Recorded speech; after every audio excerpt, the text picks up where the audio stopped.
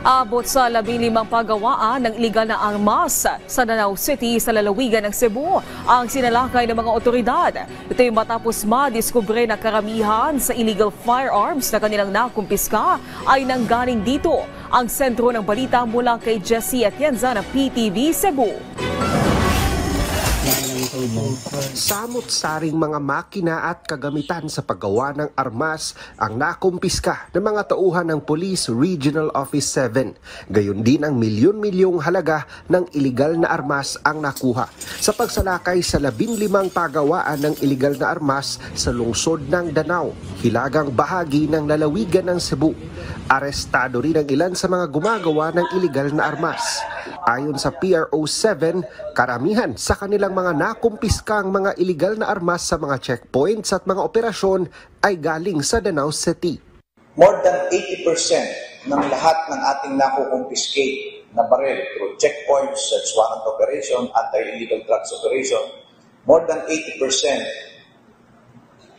came from Danao City. No? Challenge lahat dyan sa illegal na pagawaan ng baril sa Danao City. Mas ikinaalarma ng PRO 7 ang impormasyon na ang ilan sa mga sinusuplayan ng mga iligal na gumagawa ng baril mula sa Danao City ay mga terorista sa abroad.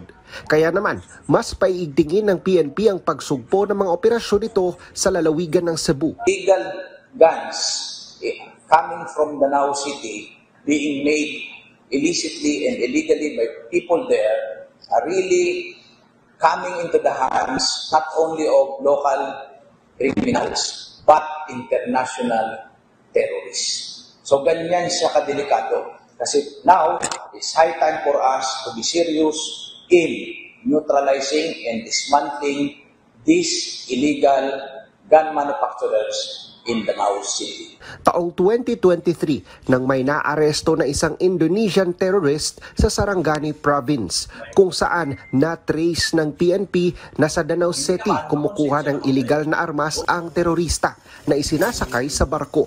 Mula sa PTV Cebu, Jessie Atienza para sa Pambansang TV sa Bagong Pilipinas.